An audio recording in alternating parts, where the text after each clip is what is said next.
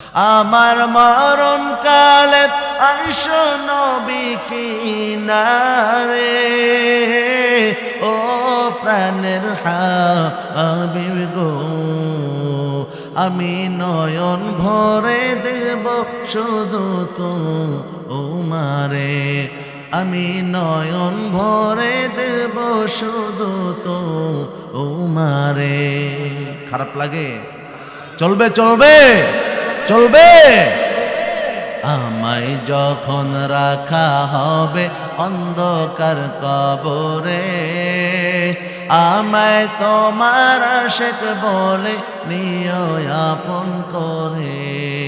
নবী তোমায় বিনে নাই যে গতি কবরে, নবী তোমায় বিনে নাই যে গতি কবরে, ও প্রাণের হাবিব গো, আমি নয়ন ভরে দেব শুধু তোমারে। মুনকার নাকির প্রশ্ন যখন করবে আমারে, তখন যেন চিনি নবী আমি যে তোমারে। ঠিক না? তোমার নূরানি চেহারা শুধু দেখব রে নবী, তোমার নূরানি চেহারা শুধু দেখব রে, ও প্রাণের হাবিব গো, আমি নয়ন ভরে দেব শুধু তোমারে। আমার মরণ কালে আইসো নবী কিনারে, ও প্রাণের হাবিব গো, আমি নয়ন ভরে দেব শুধু তোমারে। একটা আওয়াজ দেখুন মারহাবা। 10টা ঘোড়া একটা হাতির সামনে কিছুই না। এমন 10,000 হাতি আনার পর যে কোনো দেশের দিয়ে যদি শুধু তাকাইছে ওই দেশটাকে আক্রমণ করবে, ক্রাশ করবে। বলে ভয়ের কারণে ওই দেশগুলাকে ছেড়ে পালায়া গেছে বহুত বাদশার। এমন ঘটনা রয়েছে। ইয়ামানের বাদশা আব্রাহা এত বড় পাওয়ারফুল। দুনিয়ার মধ্যে তাকায় দেখো কত পাওয়ারফুল মানুষ ছিল, কত পাওয়ারওয়ালা শক্তিধর। ক্ষমতা দেখা চিরদিন কেউ টিকতে পারছে? জোরে কর না। বাংলাদেশেও বুঝি টিকছে? জোরে জোরে। যারাই শক্তি আর ক্ষমতার অপব্যবহার করছে আল্লাহ ছেড়ে দেয়, তবে ছাড় দেন না। কথা বলেন ঠিক কিনা? ভাইরা আমার, এ টাঙ্গাইলের মুসলমান গো, এবার ওই আব্রাহার মনের মধ্যে একটা জ্বালা শুরু হয়ে গেল। বাইতুল্লাহ মানুষ যায়, তওয়াফ করে, জিয়ারত করে, লাব্বাইক আল্লাহুম্মা লাব্বাইক বলে। আব্রাহা চিন্তা করলো এইটা যদি ইয়ামানে হয় আরো ভালো হতো, কিন্তু এ পাগল তো জানে না বাইতুল্লাহর মালিককে। এটা হেফাজতের জিম্মাদারি কার? আল্লাহর জিম্মাদারি। ঘরকে হেফাজতের জিম্মাদারি আল্লাহর। আল্লাহ পাক রব্বুল আলামিন তো এটাকে হেফাজত করবে। ইয়ামানের বাদশাহ বাইতুল্লাহর মতো এমন একটা ঘর তার ইয়ামানের মধ্যে বানাইছে। আচ্ছা আপনারাই বলেন, যেটা আল্লাহর তরফ থেকে হয় এটা বাইতুল্লাহ, আর মানুষের তরফ থেকে যদি বানায় এটা তোর বাইতুল্লাহ হয় না, এটা হবে বাইতুল শয়তান, শয়তানের ঘর। কথা কোন ঠিক কিনা? সমস্ত মানুষের কাছে দাওয়াত দিচ্ছে, আসো এখানে তওয়াফ করবা, এখানে জিয়ারত করবে। মানুষ তো আর এতটা পাগল না যে ওখানে যে জিয়ারত শুরু করবে।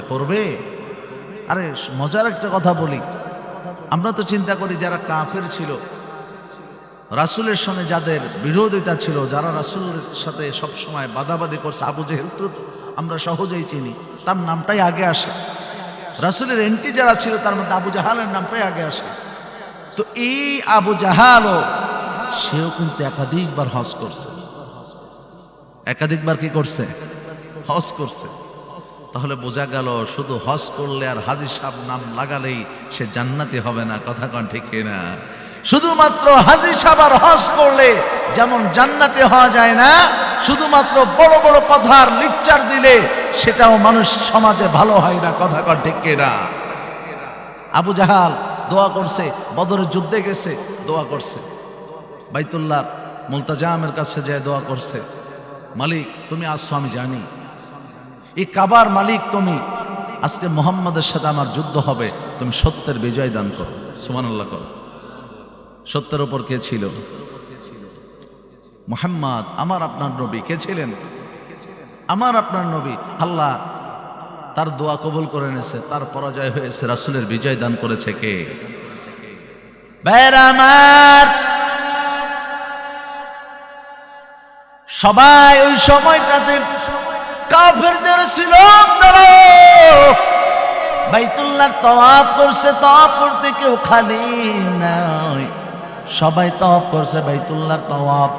তখন তারা বিভিন্নভাবে খানা না খেয়ে, যে রোজার যে সিস্টেমটা আছে আমরা যেভাবে করি, তারা ভিন্ন প্রক্রিয়ায় না খেয়ে খেয়ে তারাও রোজার আমলটা করছে। কিন্তু তাদের এই আমল কোনো কাজে আসে নাই, কোনো কাজে আসবে না, কারণ তারা আল্লাহ আর রাসূলের উপরে ঈমান আনে নাই। কথা বলেন ঠিক কিনা? এ মুসলমান ঈমানদার, যখন একটা বাইতুল্লাহর সমকক্ষ পাশে ইয়ামানের মধ্যে তৈরি করছে একটা গির্জা বানানোর পর সমস্ত মানুষের কাছে প্রচার করলো, আসো এখানে এসে তোমরা হজ করবা, এখন আর বাইতুল্লাহ যাওয়া লাগবে না। কেউ মানে নাই, কেউ যায় নাই, অপেক্ষা করলো।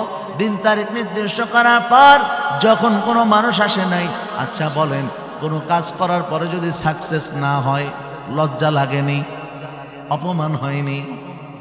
যেমন সাপোজ আজকে এখানে আমি আসছি আপনাদের মেহমান, যদি কোনো মানুষের সামনে না থাকতো, কেউ না থাকতো, এটা আমার জন্য লজ্জার ছিল কিনা? ছিল। ইয়েস। আরে মাশাআল্লাহ, তো শিক্ষিত বাঙালি বাবু ইংলিশম্যান বসে আছে এখানে।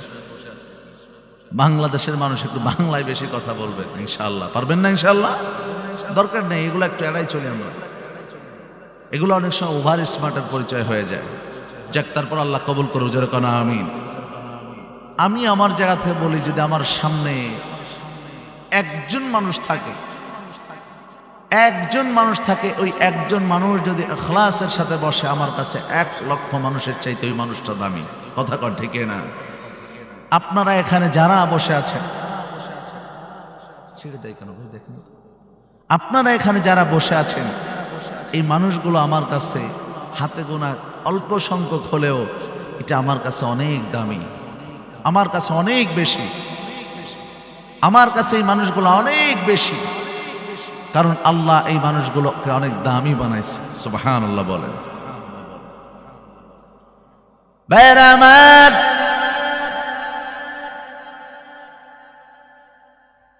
এই সূরাটার মধ্যে আল্লাহ রাসূলকে বলেন, ও নবী আমার, হস্তি বাহিনীর ঘটনাকে আপনি দেখেন নাই? অথচ আল্লাহর নবী তো তখন দেখেই না, রাসূলের জন্মের আগে। রাসূলের জন্মের আগের ঘটনা রাসূল দেখার কোনো প্রশ্নই নাই, দেখেই নাই। কিন্তু এমন একটা ঘটনা আল্লাহ ঘটাইছেন, বাইতুল্লাহর উপর আক্রমণ করছে। এই হস্তি বাহিনীটা আব্রাহা বাইতুল্লাহর উপর আক্রমণ কেন করলো? কারণ হলো, সে যে গির্জা বানাইছে, গির্জার মধ্যে কেউ তাওয়াফ করার জন্য যায় নাই। কারণ আমি যতটুকু বুঝলাম তাফসীর পড়া পরে, যে এত বড় বোকা অনেক সময় শক্তি আর পাওয়ার থাকলে সেগুলা বুদ্ধিমান হয়, ব্যাপারটা এমন না। শক্তি আর পাওয়ার পাওয়ার পরেও অনেকে গাধা গাদাই থেকে যায়। কথা কন ঠিক কিনা? মক্কার থেকে একজন মানুষ গেছে ইয়ামানে, আব্রাহার কাছে যায়, কয়, হে আব্রাহা, আমি উদাহরণ অনেক সময় বলি, বেয়াদব ভালো না, তবে দুষ্টু কিসমের কিছু লোক আছে, তাদের মাধ্যমে আল্লাহ মাঝে মাঝে দিনের অনেক খেদমত নাই। কথা কন ঠিক না? যারা এমনি দুষ্টুমি করে, চঞ্চলতা করে, এই মানুষগুলা কিছুটা দিলের দিকে পরিষ্কার হয়। এদের দ্বারা মাঝে মাঝে অনেক হিম্মতওয়ালা কাজ হয়, কিন্তু যারা বেয়াদব, বেয়াদব ভালো না। বেয়াদব আল্লাহর কখনো রহম তার উপরে আসে না, বেয়াদবের উপর আল্লাহ পাক রব্বুল আলামিন রহমত আসে না। এ মুসলমান ইমানদার, মক্কার থেকে একজন দুষ্ট প্রকৃতির লোক চলে গেছে আব্রাহার কাছে, যে কয়, এ আব্রাহা, আমি তোমার এখানে উমরা করতে আসছি, তোমার এখানে হজ করার জন্য আসছি। আব্রাহা মনে মনে খুশি, হ্যাঁ আমার এখানে আসছে। আব্রাহা মনে মনে খুশি হয়ে গেছে, কিন্তু লোকটার মনের উদ্দেশ্য ভালো না। লোকটার মনের উদ্দেশ্য নেক, যদিও তাদের কাছে ভালো না, কিন্তু তার উদ্দেশ্যটা নেক। সে গেছে যে আমার আল্লাহর ঘরের সাথে তুই এটা প্রতিবন্ধকতা সৃষ্টি করে নতুন একটা ঘর বানাইছো, নতুন একটা ঘর বানায় মানুষকে তাওয়াফের জন্য ডাকো। লোকটা নিয়ত করছে রাতের বেলায় যখন সুযোগ পাবে, সুযোগ পাওয়ার পরে ওই ঘরের মধ্যে পায়খানা পেশাব করে আসবে। জোরে কন্ন আল্লাহু আকবার। এটা তার জন্য লজ্জাজনক না, অপমানজনক? এই গির্জার মধ্যে তাকে থাকতে দিছে, থাকতে দেওয়ার পর গির্জার মধ্যে রাতের বেলায় যত দামি দামি জিনিস পাইছে সব কালেক্ট করছে। রাতের গভীরের মধ্যে গির্জার মধ্যে পায়খানা করে পেশাব করে নষ্ট করে ফেলছে।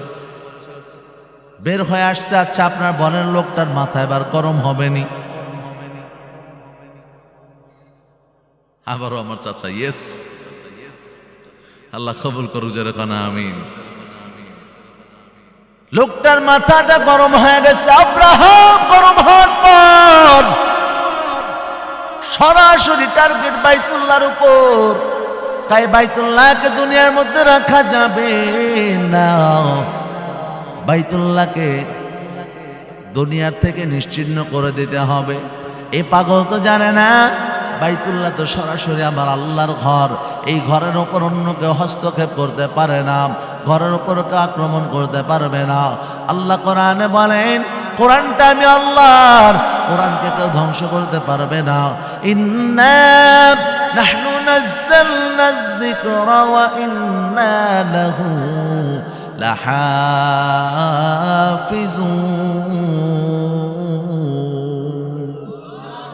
ই কালামে জিন্দা কুরআনে হাকিম, হিকমতে ও লা ইয়াসালাস্তু কাদিম, জামিউল ইলমি ফিল কুরআনে হাকিম, তাকাসারাত আন ওয়া আফহামুর রিজালি। জোরে আওয়াজ দিয়ে বলেন আল্লাহু আকবার। এ মুসলমান ইমানদার,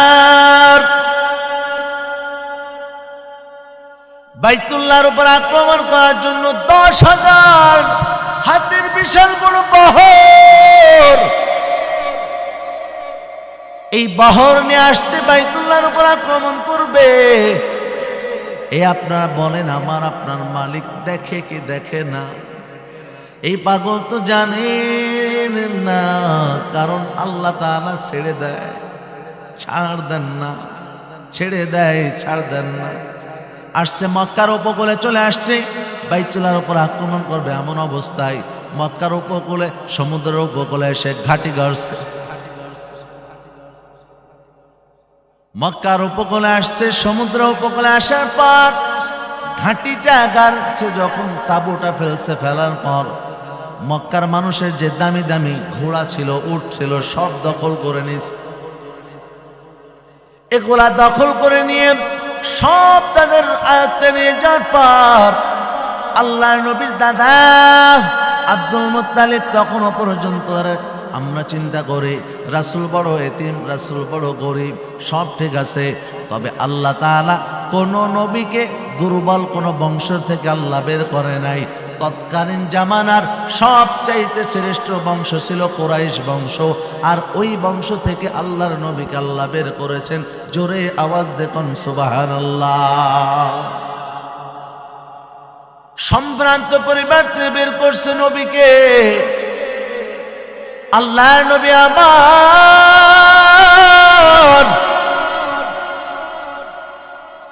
রাসূলকে আল্লাহ পাক রব্বুল আলামিন দুনিয়ার মধ্যে পাঠান নাই, তবে আসবেন এমন সময় আব্দুল মুত্তালিব বাইতুল্লাহকে বড় মোহাব্বত করে, বড় ভালোবাসে। ঘটনাটা মক্কার মানুষের কাছে ছড়ায় গেছে, আব্রাহা আক্রমণ করবে, আল্লাহর ঘর ধ্বংস করে দেবে। সব মানুষ টেনশনে পড়ে গেছে। আব্দুল মুত্তালিব রেখে, আব্দুল মুত্তালিব আপনি তো একজন নেতা মানুষ, আপনার তো আব্রাহার সাথে সম্পর্ক ভালো, তাহলে একটু আপনি আব্রাহাকে বোঝায় বলেন। খেয়াল করেন, আব্রাহাকে একটু বোঝায় বলেন, দেখেন আব্রাহা এটা থেমে যায় কিনা, আল্লাহর ঘরের প্রতি তো আমাদের মায়া আছে। আব্দুল মুত্তালিব ডাক দিয়ে কয়, ও মক্কার মানুষ গো, বুঝায়া কোনো লাভ হবে না, কারণ অলরেডি সে সমস্ত সৈন্যদল নিয়ে চলে আসছে, 10,000 হাতি নিয়ে চলে আসছে, আক্রমণ করবে যে কোনো সময়। এই কথা যখন বলছে, বলার পর মক্কার মানুষ এসে বলে, আমাদের উট আমাদের ঘোড়াগুলো নিয়ে গেছে, এটার ব্যাপারে একটা ফাইসালা করেন। আব্দুল মুত্তালিবের ইমান, তারও একটা ইমানের কুওয়াত আর শক্তি কেমন ছিল এখনই বুঝবেন। আব্দুল মুত্তালিব রাতের বেলায় চলে গেছে, যার পর বাদশাহ আব্রাহাকে ডাক দেয়, আব্রাহা আপনার সাথে আমার সম্পর্ক বড় ভালো, ও আব্রাহা আপনি বড় হৃদয়ওয়ালা মানুষ, বড় দিলওয়ালা মানুষ। এই মক্কার মানুষ দুর্বল মানুষগুলার ঘোড়া রোডগুলা নিয়ে এনেছে, এটা আপনি ফিরায় দেন, আপনি তো আমার বন্ধু। আব্রাহা ডাক দে কয়, আমি কেন আসছি জিজ্ঞাসা না। আব্দুল মুত্তালিব জিজ্ঞাসা করে ফেলছে, বলেন কেন আসছেন। আমি আসছে বাইতুল্লাহকে ধ্বংস করার জন্য। আব্দুল মুত্তালিব বলে, সেটা আর কি বড় কথা, আপনার মনে চেয়েছে ভাঙবেন, কোনো প্রতিবাদ করে নাই, মনে চাইছে ভাঙবেন। বাইতুল্লাহ তো আর আমার না, বাইতুল্লাহ কার? জোরে আওয়াজ দিয়ে বলেন কার? আব্দুল মুত্তালিব কথা বলে নাই যে না খবরদার আপনি ভেঙেন না, আপনার কাছে ক্ষমা চাই। বলে না, কিসের জন্য আমি তার সাথে আপোষ করব, কারণ বাইতুল্লাহ তো আমার না, বাইতুল্লাহর মালিককে, বাইতুল্লাহকে হেফাজত করবে ওকে। এ মুসলমান ইমানদার, তার ইমানের পাওয়ার বলছে, আমি আসছি শুধুমাত্র ওটার ঘোড়াগুলো নিতে। দিয়ে দেশে কয়, আব্দুল মুত্তালিব চিন্তা করেছিলাম তুমি বড় বুদ্ধিমান, আজকে দেখলাম তুমি চির একটা বোকা। আব্দুল মুত্তালিব কোনো কথা নাই, তার সাথে কথা সৌজন্য সাক্ষাৎ শেষ করে চলে আসলেন। রাতের বেলায় বাইতুল্লাহর কাছে তারা যায়,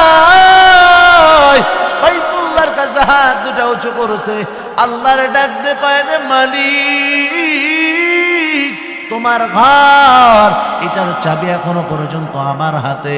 আল্লাহ তোমার ঘরের উপর আক্রমণ করবে, মক্কার মানুষের কলিজাটা ছিঁড়িয়া যায়।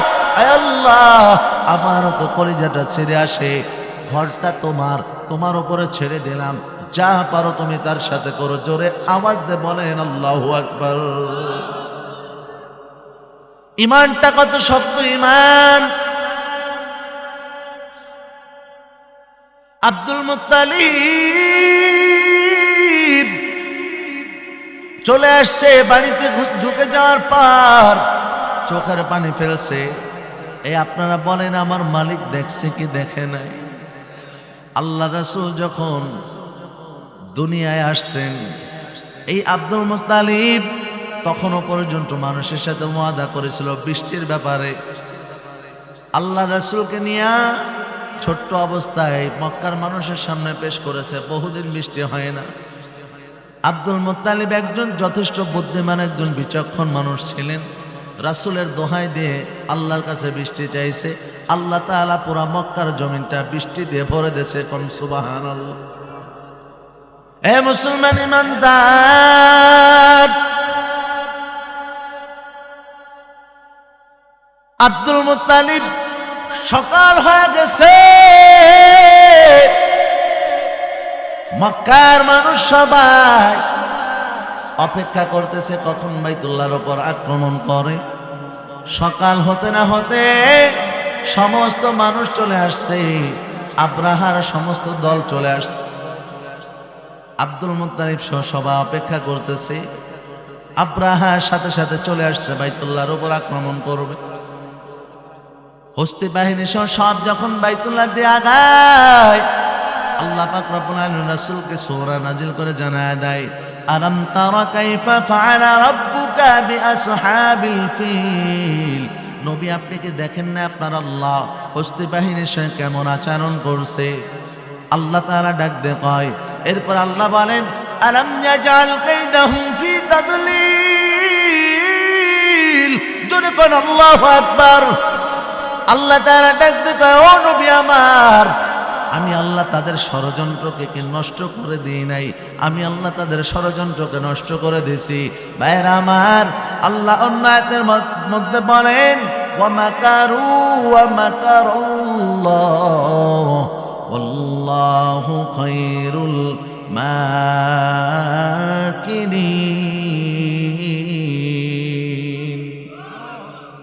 এই কালামে জিন্দা কুরআনে হাকিম, হিকমতে উলায়া সালসতু কাদিম, জামিউল ইলম ফিল কুরআনে হাকিম, তাকাসারাত আন ওয়া আফহামুর রিজালি।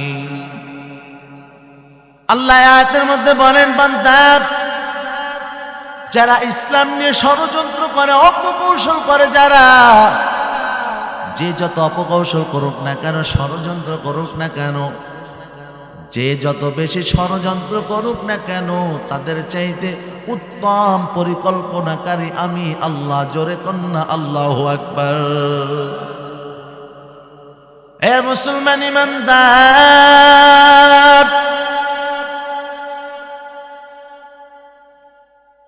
আল্লাহ রাসূলকে আল্লাহ বলেন, নবী, আমি তাদের ষড়যন্ত্রকে নষ্ট করে দিয়েছি। আল্লাহ পাক রব্বুল আলামিন যখন এই আয়াতটা নাজিল করেন, আল্লাহ এখানে বলছেন, নবী, আপনি কি দেখেন নাই? দেখার কথা কেন বললেন? রাসূলের তো জন্মের আগে দুইটা বিষয় পাইছে। এক নাম্বার, তাফসীরের মধ্যে আসছে যে এই ঘটনাটা এত প্রসিদ্ধ ছিল যে ছোট বাচ্চারা পর্যন্ত কানে শুনেছে। আম্মা জান আয়েশা বলেন, ওই যে হস্তি বাহিনীর যারা ওই সময় আল্লাহর আযাবে যারা ধ্বংস হয়েছে, মারা গেছে, কেউ কেউ যারা বেঁচে ছিল, তারা পরবর্তীতে অন্ধ, খোড়া, ল্যাংড়া এই অবস্থায় পরবর্তীতে ভিক্ষা করে বেড়াইছে। আম্মা জান আয়েশা বলে, আমি নিজে চোখে দেখছি। এ মুসলমান ইমানদার, এক নাম্বার হলো ঘটনাটা এত প্রসিদ্ধ, এই জন্য আল্লাহ নবীকে বলছে, নবী, আপনি কি দেখেন নাই? আর দ্বিতীয়টা হলো, আল্লাহর নবীকে এই পুরা ঘটনাটা আল্লাহ তাআলা মুজিজা হিসাবে রাসূলের সামনে সব দৃশ্য আল্লাহ দেখায় দিয়েছে। জোরে আওয়াজ দিয়ে কোন সুবহানাল্লাহ। রাসূলকে যেহেতু আল্লাহ পূর্বের হোক আগের হোক যে কোনো বিষয় আল্লাহ যদি চায় রাসূলকে দেখাতে পারে কি পারে না? বিশ্বাস আছে কি নাই? কারণ যেটা দুনিয়ার কেউ পারে না, সেটা একমাত্র পারে কে? এ মুসলমান ইমানদার, খারাপ লাগতেছে, কষ্ট হচ্ছে, চলবে চলবে চলবে ইনশাআল্লাহ। কত সময় চলবে? হ্যাঁ, যতটুকু চলে না। আবার কেউ কেউ বলছে সারা রাত, সারা রাত চলবে না। মুরব্বী একজন অন্য জায়গায়, গতকালকেই তো একটা ঘটছে, মুরব্বী একজন লাভ দিয়ে হুজুর সকাল, একদম সকাল পর্যন্ত চলবে, ফজর পর্যন্ত। আর এর আগে ঘটছে আর এক মুরব্বী, বক্তা জিজ্ঞাসা করছে, মুরব্বী লাভ দিয়ে হুজুর সকাল 8টা পর্যন্ত। হুজুর কয় সকাল 8টা পর্যন্ত চলবে, ফজরের নামাজ পড়া লাগবে না? চাচা কয় একদিন না পড়লে কি হয়েছে? এমন পাগল আছে না নাই? আরে জোরে বলেন, আছে না নাই? জোশের সাথে বলে ফেলছে, আল্লাহ কবুল করুক, জোরে কন্যা আমিন। ভাইরা আমার, আল্লাহ নবীকে এই ঘটনাটা আল্লাহ পরবর্তীতে দেখাইছে। এই জন্য রাসূলকে বলছে, নবী, আপনি তো দেখেছেন, ওয়া আরসালা আলাইহিম তায়রান আবাবিল, আমি আল্লাহ তাদের উপরে ঝাঁকে ঝাঁকে কি প্রেরণ করেছি? কি পাখি? কি পাখি? আবাবিল পাখি দেখছেন জীবনে? তাহলে কেমনে বুঝলেন যে পাখির নাম আবাবিল? শুধু শুনছেন, কোরআনে তো আছে। ওই যে দুইজন ফেরেশতা মানুষের কাছে থাকে, এই দুই ফেরেশতার নাম কি? কিরামান। পাইছেন কোথায়? কোরআনে। কোথায়? যতদিন পর্যন্ত জেনে আসতেছেন এটা ভুল জানতেছেন। কোরআনে আছে স্পষ্ট, কিরামান কাতিবিন ইয়ালামুনা মা তাফআলুন, সঠিক আছে, কিন্তু তাদের নাম যে এটা আপনি ভুল জানতেছেন। আপনি বিশ্বাস না হয় আজকেই যাবেন, আপনি বাংলা কোরআন খুলবেন, কাছে ফোন আছে, বাংলা কোরআন খুলবেন, সূরা ফিলটা বের করবেন, ওয়া আরসালা আলাইহিম তায়রান আবাবিল। আবাবিল শব্দের অর্থ হলো ঝাঁক ঝাঁক, আর তয়রান মানে কি? পাখি। তয়রান মানে পাখি। আল্লাহ বলছেন যে আমি তাদের উপর প্রেরণ করলাম ঝাঁকে ঝাঁকে পাখি। আবাবিল শব্দের অর্থ কি? ঝাঁক ঝাঁক, আর তয়রান মানে পাখি। তাহলে তাদের উপর আল্লাহ প্রেরণ করেছে ঝাঁকে ঝাঁকে। এই পাখির কি নাম ছিল এটা একমাত্র আল্লাহ ছাড়া আর কেউ জানে? আমাদের মধ্যে প্রচলিত হয়ে গেছে যে পাখির নাম ছিল কি? আবাবিল। এই যে করোনাকালীন সময় ভিডিওর মধ্যে অনেকে দেখছেন যে বাইতুল্লাহর ভিতর কিছু পাখি ঘুরতেছিল, তাওয়াফ করতেছিল। আল্লাহু আকবার বলেন না? পোস্ট করছে কিছু যুবক, বহুদিন পরে আবাবিল পাখির দেখা মিললো, তারা তাওয়াফ করতেছে। আমি কই কি আবাবিল পাখি? তুই তোর 14 গোষ্ঠীর জীবনে দেখছেন আবাবিল নামক কোনো পাখি নাই। ঝাঁকে ঝাঁকে পাখি। পাখির কি নাম ছিল এটা একমাত্র জানেন কে? জোরে বলেন না। কিরামান কাতিবিন। আমরা জানি আমাদের নেকি বদি লেখে কিরামান কাতিবিন। দুজন ফেরেশতা, একজনের নাম কিরামান আর একজনের নাম আল্লাহু আকবার। কিরামান শব্দের অর্থ হলো সম্মানীয়। কিরামান মানে কি? কাতিবিন লেখকগণ। কাতেব শব্দের অর্থ হলো লেখক। আরবিতে কাতেব বলা হয়। কাতেব দেখবেন অনেক জায়গায় লিখবেন কুতুবখানা, এই কাতেব থেকে কুতুব। কাতিবিন অর্থাৎ সম্মানীয় লেখকগণ। ইনাদের কোনো নাম, নির্দিষ্ট কোনো নাম, তাহলে প্রত্যেকের সাথেই কি কিরামান কাতিবিন? প্রত্যেকের সাথে আল্লাহ দিয়েছেন সম্মানিত দুইজন ফেরেশতা, সাথে দিয়েছেন ফেরেশতাগণ, দুইজন লেখকগণ। তাদের নির্দিষ্ট কোনো নাম আছে বা কি সেটা জানেন কে? তাহলে এই দুইটা ভুল তো ভাঙলো ইনশাল্লাহ আমাদের, যে পাখির নাম তো আবাবিল না, আর ফেরেশতাদের নামও কিরামান কাতিবিন। পাখি হলো ঝাঁক পাখি, আল্লাহ রহমতের ফেরেশতা। সুবহানাল্লাহ কোন। আর দ্বিতীয়টা হলো দুইজন সম্মানিত লেখকগণ আছেন, সেটার নাম আল্লাহই ভালো জানেন। আল্লাহ আমাদের সকলকে বুঝদান করুক, যেরকম আমিন। অনেক সময় আলোচনার মধ্যে আরো কিছু ভুল দেখি, চোখে পড়ে যায়। আল্লাহ বলছে লা ইন শাকারতুম লাযীদান্নাকুম, তুমি আমার শুকর আদায় করো, আমি আল্লাহ এটাকে আরো দ্বিগুণ বাড়ায় দেব। কোন সুবহানাল্লাহ। ওয়ালা ইন কাফারতুম, এরপরে যদি তুমি নাশুকরি করো, তুমি কুফরি করো, নাশকর গুজার বান্দার অন্তর্ভুক্ত হও, ইন্না আযাবী লাশাদীদ, আমার আযাব বড় শক্ত এবং কঠিন। তাহলে এই কথাটা কোত্থেকে ঢোকালেন যে আল্লাহ নিয়ামত ছিনায় নিবে? এটা সরাসরি কোরআন আয়াতের একটা বিরুদ্ধে কথা আপনি বলছেন। কেমনে বলছেন? হুজুর শুনছি। হ্যাঁ, মুখে মুখে শুনছেন আপনি, কখনো কোনোদিন আয়াতটা খুলে দেখেন নাই, ভাবেন নাই যে কি বলতেছেন। আল্লাহ সকলকে বুঝদান করুক, জোরে কন্যা আমিন। এটা বোঝার জন্য আমি বলবো, সাধারণ অনেক মুসল্লিরা এরকম বলে থাকে, তাবলিগের অনেক ভাইয়েরা আছে, মুরব্বীরা আলোচনা করতে করতে এটা বলেন। আমি আপনাদেরকে বলবো, খবরদার, যেহেতু আলেম যদি না হন, আপনি নসিহাত করেন, কিন্তু কখনো আয়াত বলতে গেলে আলেমদের থেকে এটা পরিপূর্ণ স্পষ্ট হয়ে তারপর বলতে হবে। কথা কোন ঠিক কিনা? ভাইরা আমার, তায়রান আবাবিল, ঝাঁকে ঝাঁকে পাখিগুলো আল্লাহ প্রেরণ করেছেন।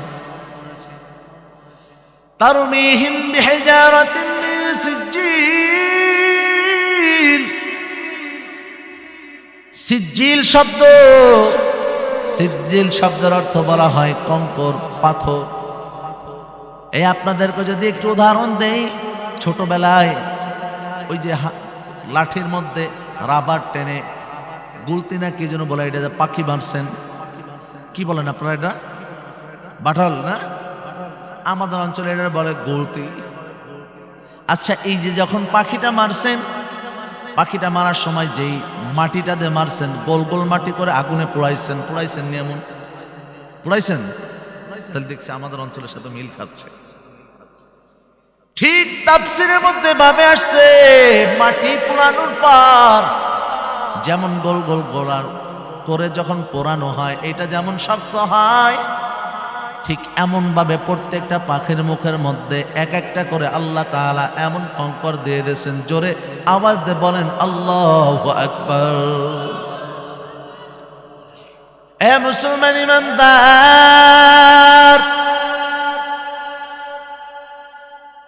সিজিল শব্দের তাফসীরের ব্যাখ্যার মধ্যে এটা পাওয়া যায় তাদের মুখের মধ্যে কঙ্কর দিয়ে দিছেন কে? আল্লাহ দিয়ে দিছে।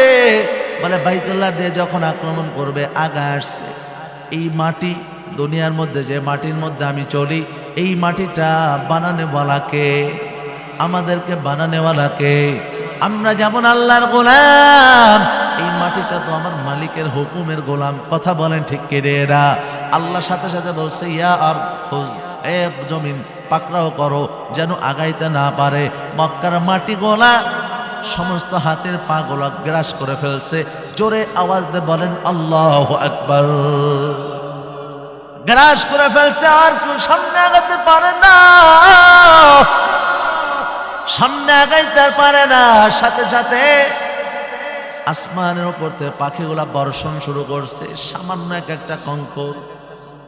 ওরে বর্তমান জামানায় সময়ে গ্রেনেড হামলা করলে যা হয়, অ্যাটম বোমা মারলে যা হয়, বলে আল্লাহ রহমতের ফেরেশতা পাখি নামক যারা ওখানে আসছে কঙ্কর গুলা নিয়ে আসছে, প্রত্যেকটা বেঈমানের মাথার উপরে আঘাত করার পর বলে তাদের অবস্থা শেষের আয়াতের মধ্যে আল্লাহ বলেন ফাজআলাহুম কাআসফিন মাকুল। আসফুন শব্দের অর্থ হলো, এ আপনাদের উদাহরণ দিলে বুঝবেন, যারা গরু পালেন, যারা বকরি পালেন, ছাগল আছে, গরু আছে বাড়িতে, দেখবেন গরুতে কিন্তু খাবার প্রথমে খায় কিন্তু একবারে কামড়ায় গিলে ফেলে, পরবর্তীতে আবার বের করে কি করে, এটারে কি বলেন আপনারা? জাগর কাটা। হ্যাঁ, যাক, এটাও মিল আছে। এই যে জাগর কাটা হয়, বলে তাফসীরের মধ্যে এইভাবে আসছে, গরু ঘাস চাবায়া, পশু পাখি যখন পশুতে ঘাস চাবায়া এটাকে যেমন ছিন্ন ভিন্ন করে ফেলে, জাগর কাটার সময় যেমন হয়, বলে এক একটা কঙ্করের আঘাতের কারণে সাথে সাথে তাদের অবস্থা এর চাইতেও ভয়ঙ্কর হয়ে গেছে। জোরে আওয়াজ দিয়ে বলেন আল্লাহু আকবার। আব্রাহা রক্তাক্ত অবস্থায় দৌড় দিয়ে চলে গেছে, ইয়ামানের দিয়ে দৌড় শুরু করছে। বলে যে দৌড়ায় আর দৌড়ায়, পাগলের মতো দৌড়াওয়ার মতো অনেকে দৌড়াইছে। দৌড়ানোর পর সবাই কাছের মানুষগুলো জিজ্ঞাসা করছে কি বাইতুল্লাহকে ধ্বংস করে আসছো? তাই না, একদল পাখি আমাদের উপর আক্রমণ করে দিয়েছে। সবাই জিজ্ঞাসা করতে যে কেমন পাখি, কেমন পাখি? হঠাৎ মাথাটা উঁচু করছে, তাকায় দেখে সেম একটা পাখি, কারণ আল্লাহর রহমতের পাখিটা তখনও তার পিছু করতেছে। বলে এই কথাটা দেখাইছে, দেখো এমন পাখি। বলতে বলতে পাখির জবান থেকে কঙ্করটার সাথে সাথে মারছে, শয়তান দুনিয়া থেকে বিদায় হয়ে গেছে। জোরে কোন সুবহানাল্লাহ। হে মুসলমান ইমানদার, আল্লাহ পাক রব্বুল আলামিন কত মায়ার আল্লাহ, কেমন দামি মালিক। আল্লাহ কয় বান্দা অতিরিক্ত বাড়াবাড়ি করিস না, বেশি বাড়াবাড়ি করার ফল ভালো হয় না। কথা কোন ঠিক কিনা? কোরআনের মাহফিলে আলোচনা চলবে। একজন মানুষ আজকে আমি আসার পর আমাকে ডাক দিয়ে বলতেছে, হুজুর আজকে আমাদের এই যুগের মধ্যে, এই বিগত লম্বা সময়ের মধ্যে এই বছর যে পরিমাণ টাঙ্গাইলে মাহফিল দেখছি, আগামী বিগত 10 থেকে 15 বছর এত মাহফিল দেখি নাই। কথা ঠিক নেই? ঠিক ঠিক। আমি মুরব্বীরে ডাক দিয়ে বললাম, মুরব্বী আগে তো একের পর এক সিরিয়াল, স্টেপ বাই স্টেপ কোরআনের আলোচনা আমার বুঝেই আসে না। আল্লাহর দ্বীনের আলোচনা, কোরআনের আলোচনা আল্লাহর জমিনে হবে, এটাকে বাধা দেয়, আবার এটাকে বিভিন্ন পারমিশন নেওয়া লাগে। আরে মিয়া, আল্লাহর কোরআনের কথা পারমিশন নেওয়া লাগবে। তাকায় দেখো নিজেদের এখন থাকার জন্যই পারমিশন পাও না। কথা কোন ঠিক কিনা? পারমিশন আল্লাহর কোরআনের আলোচনার জন্য পারমিশন লাগবে। আল্লাহ কয় এমন ভাবে নকআউট করব দেশের মধ্যে জায়গা হবে না। কথা কোন ঠিক না? আল্লাহর কোরআনের আলোচনার জন্য আপনার পারমিশন লাগবে। আরে ইচ্ছিতার করতে বড় জালেম প্রয়োজন। কোরআনের আলোচনা হবে, ওপেনের কথা বলবে, কথার মধ্যে কোনো স্বাধীনতা রাখা হয়েছিল না। আলোচকরা আমরা কথা মন থেকে খুলে কথা বলতে পারি না। ইমানের 3টা তবকা রাখা হয়েছে। 1 নাম্বার, তুমি অন্যায় দেখলে হাত দিয়ে বাধা দাও। 2 নাম্বার, জবান দিয়ে নিষেধ করো। 3 নাম্বার, অন্তরে ঘৃণা করো। আরে কমসে কম আলেম ওলামা ইকরামগণ মধ্যবর্তী অবস্থানে জবান দিয়ে বাধা দিচ্ছিল। কথা কন ঠিক কিনা? সেখানেও আটকায়। আল্লাহু আকবার। এমন পরিস্থিতি যেন জীবনে আর কখনো দেখতে না হয়। সকলে জোরে কোন আমিন। আরো জোরে বলেন আমিন। ভাইরা আমার, আল্লাহ নবী পুরা জীবনটা পার করছে সাহাবায়ে কেরামকে যত মোহাব্বত করছে না কেন, সাহাবায়ে কেরামের চাইতে নবী আমার উম্মতকে বেশি মায়া আর মোহাব্বত করছে। আল্লাহু আকবার বলবেন না? হ্যাঁ, ওই মায়ার উম্মত আমি আপনি, ওই মায়ার উম্মত আমি আপনি।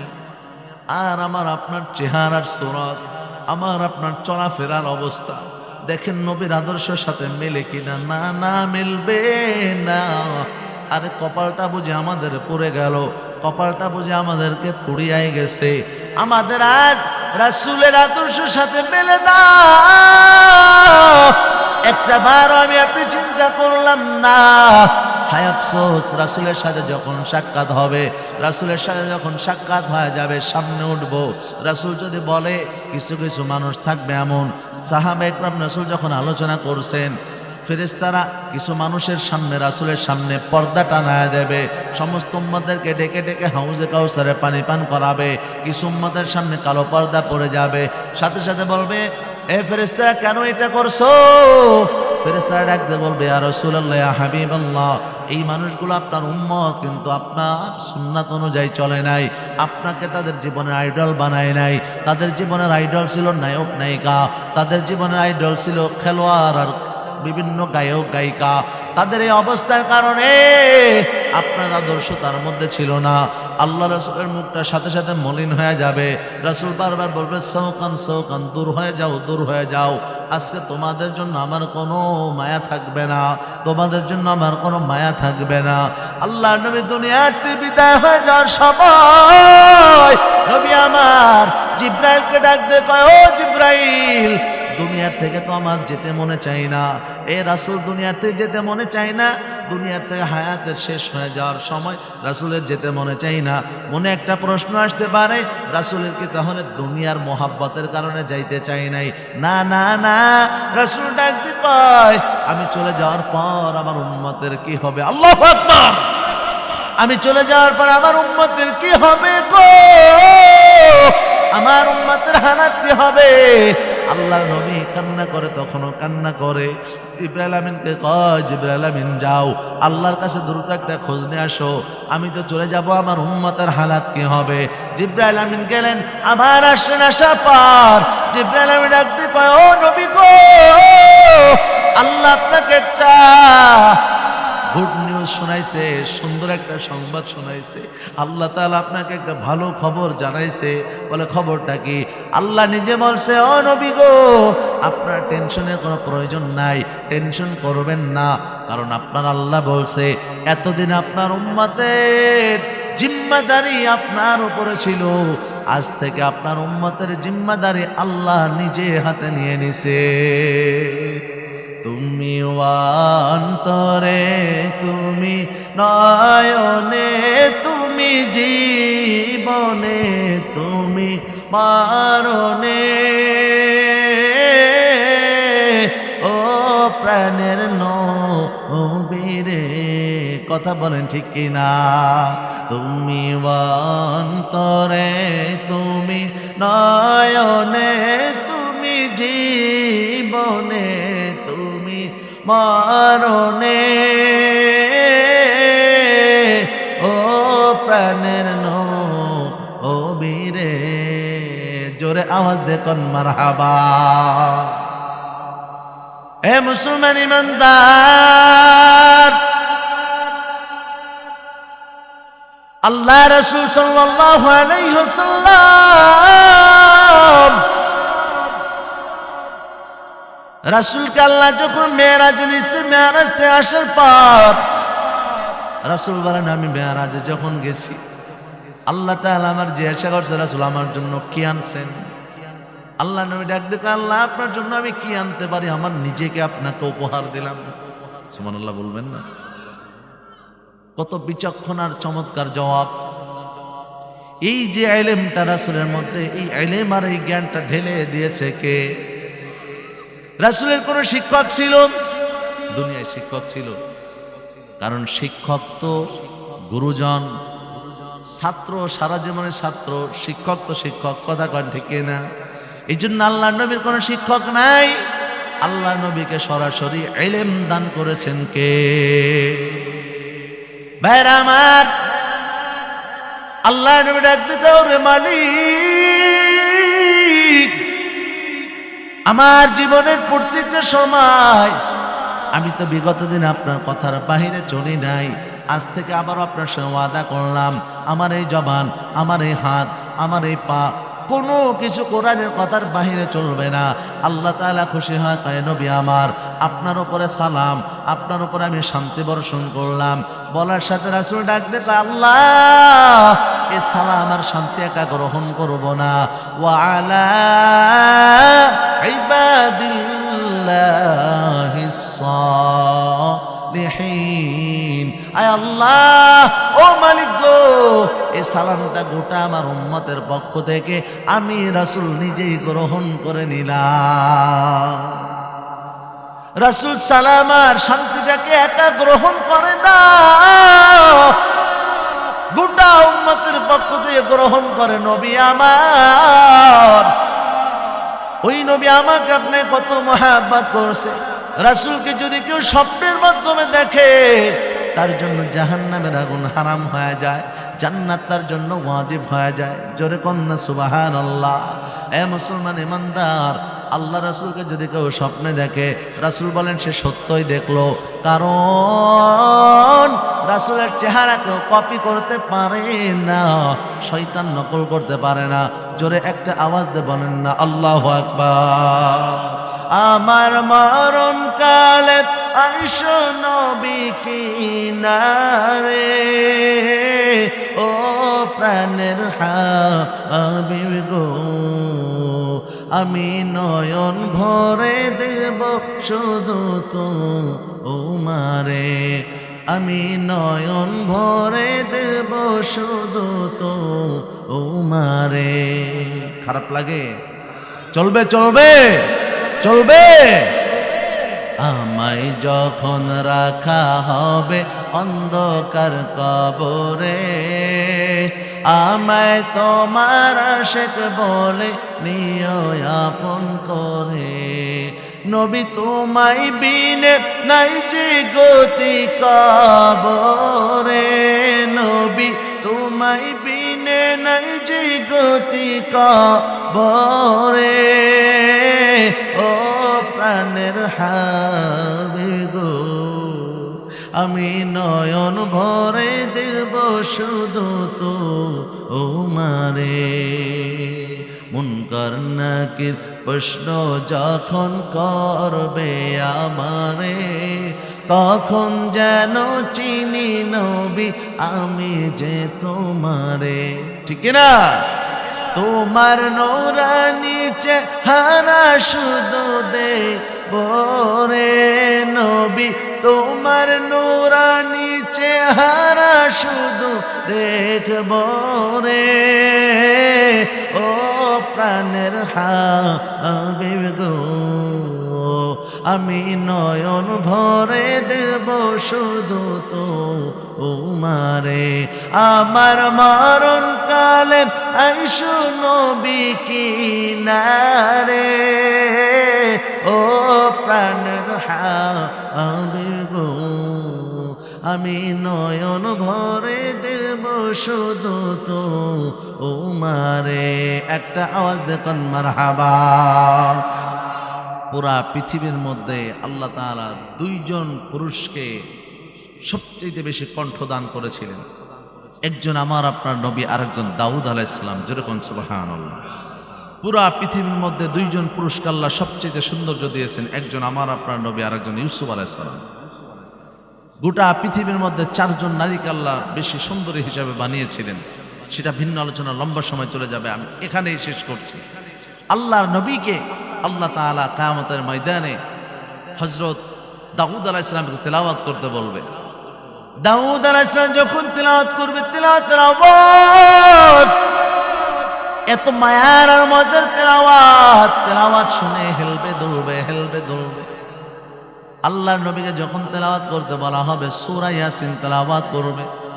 আল্লাহর নবীর তেলাওয়াতের এমন মজা, বলে দাউদ আলাইহিস সালামের চাইতেও আরো 70 গুণ কণ্ঠ আল্লাহ রাসূলের কণ্ঠ থেকে বের হবে। জোরে কোন সুবহানাল্লাহ। এরপর আল্লাহ তাআলা তেলাওয়াত করবেন সূরা আর রহমান। সূরা আর রহমান, আমরা বলি আর রহমান আল্লামাল কুরআন, আল্লাহ সেদিন বলবে আনার রহমান, এই আমি তো তিনি, আমি সেই রহমান, আমি সেই আল্লাহ। আল্লাহ এভাবে তেলাওয়াত করবে, মালিকের তেলাওয়াতের আওয়াজ এত মায়ের তেলাওয়াত, মানুষ বেহুশ হয়ে যাবে, পাগল পারা হয়ে যাবে, মানুষ হুঁশ হারায় ফেলবে। এ মুসলমান ইমানদার, এই কোরআনটাকে এই মাদ্রাসার মধ্যে পড়া হয়, বাচ্চারা তেলাওয়াত করে, এই তেলাওয়াতের মধ্যে মজা আছে না নাই? কি মজা! আল্লাহ নবী তেলাওয়াত করছেন সূরা জিনের মধ্যে, তাকায় দেখবেন সূরা জিনের প্রথম আয়াতের মধ্যে আছে, আল্লাহ নবীকে আল্লাহ জানায় দেয়, নবী আমার সূরা জিনের মধ্যে যখন আয়াত নাজিল করছে, একদল জিন আকাশ দিয়ে উড়ে যায়। হঠাৎ করে রাসূলের তেলাওয়াত শুনে দাঁড়ায় গেছে, তারা একজন আরেকজনকে বলতেছে, জিন সম্প্রদায়, ইন্না সামি'না কুরআনান আজাবা, আরে কি চমৎকার এক কোরআন শুনলাম, কি এক আজব কোরআন শুনলাম। আল্লাহু আকবার। হ্যাঁ, এই কোরআনটা, এই দামি কোরআনটা এই মাদ্রাসার মধ্যে তেলাওয়াত হয়। কথা কোন ঠিক কিনা? যদি কোনো এলাকার মধ্যে কোনো মাদ্রাসা হয়, দিনী প্রতিষ্ঠান হয়, ওই এলাকাবাসীর জন্য মাদ্রাসাটা রহমত। কথা কোন ঠিক কিনা? ভোর রাতে উঠে মাদ্রাসার ছাত্ররা তিলাওয়াত করে, তিলাওয়াত।